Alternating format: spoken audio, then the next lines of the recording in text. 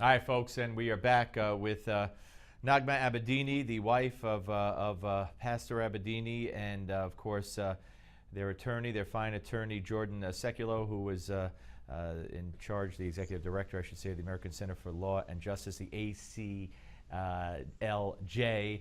And Naghmeh, take us back to when you first learned. I kept your second segment because I think it's very important for people to, to keep you out there as long as possible and to educate people who either know it and need to have this reinforced or are just hearing it for the first time, because it's not on the front pages of our newspapers, unfortunately, and certainly it's not on the lips of our administration, unfortunately. There are those of us who have helped to take up your cause, rightfully so. Everybody should, but that's not the case all over. So talk about how you learned, he was first taken into custody and when you learned this and how long your husband has been held.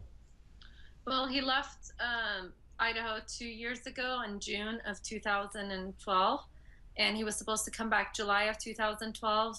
He was working on an orphanage. He'd been working on it since 2009 with the Iranian government, with their encouragement. And in July, I got a call from him saying they put me under house arrest. They have some questions. And in September, I got a call at midnight from his mom, who was hysterical, saying, "These Revolutionary Guards have attacked our house. They've taken Saeed. We don't know what's happened with him." And that's when the journey began of what's going on. Why was he taken? Why is he in prison? January of 2013, we got some answers. He was given 8 years in prison. They said because of undermining the national security of Iran. And they went back to 13 years earlier, to the year 2000, when he converted from Islam to Christianity, and had Christian gatherings at that time. So they said Christian gatherings 13 years earlier had actually was undermining the national security of Iran. Now, Iran allows for peaceful gatherings of religious minorities, so they couldn't say that was the crime. They said, well, the gatherings are allowed, but really they were trying to undermine the national security of Iran. So they have been holding him illegally for 2 years, torturing him. We're worried about his health. And again, and according to their own saying, he hasn't broken any law. Even those Christian gatherings are allowed by the Iranian government. But they're saying it was an attempt to undermine the government. And they went back to 13 years earlier, where the government at that time was more moderate and was allowing those gatherings, was aware of it, and they were allowing it. Before we get to Jay, I'm sorry, to Jordan. Sorry, Jordan. No offense, and I'm sure problem. Jay would understand. Before we get to a final comment from you, again, your kids. You humanize it. You put a face on it, but your kids, there's nothing like that. As they've gotten older over the past 2 years, how much more do they understand about where their daddy is? It's become harder. I thought early on maybe as the years passed they would get more used to it. It would become easier because it was so difficult at the beginning, but it's actually become more difficult. My daughter will celebrate her third birthday without her dad this September if he's not home, and it's almost half her age. Actually, she'll be 8, so she hasn't seen him since she was 5. And it's really difficult on them. They asked, they want for him to come home for us to do another Disneyland trip. And I haven't, as a single mom and being busy with efforts for Saeed, they've just kind of also been on the back burner. They've been without a mom who's traveled, and they miss having a family. They miss that terribly. They cry. I travel a lot, and their dad's not here, and it's been hard on them. They really miss their dad. He was a big part of their life. Jordan, what could people do? People watching this right now, what could they do? We got a little less than a minute. Yeah, we're redoubling our efforts, Steve, and thanks for having us and continuing to shed light on this. We really would never be where we are today without Naghmeh. And I know that Saeed, to have that kind of champion for his cause, she's traveled the world tirelessly.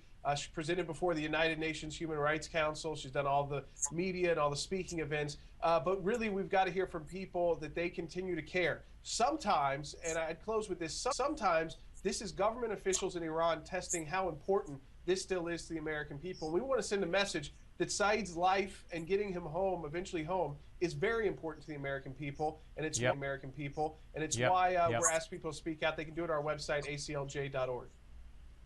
aclj.org.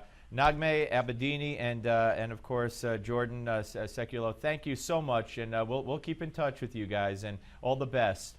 Thank you, Steve. Thank you. All right, we're coming back. John Fund joins us. Don't go away. But before we go, I want to tell you that today's America's Moment takes a look back at the day we lost the king. Which king? The king of rock and roll. Thank you very much. And his name, Elvis Presley.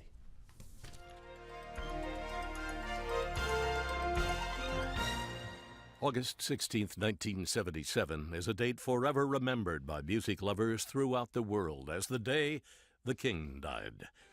Born a twin on January 8th, 1935 in Tupelo, Mississippi, Elvis Aaron Presley's twin brother Jesse died at birth, leaving the future entertainment legend to grow up a single child. After making his first recording at age 19, for some year later, RCA bought his contract, and within 2 years, Elvis Presley emerged as an international recording sensation.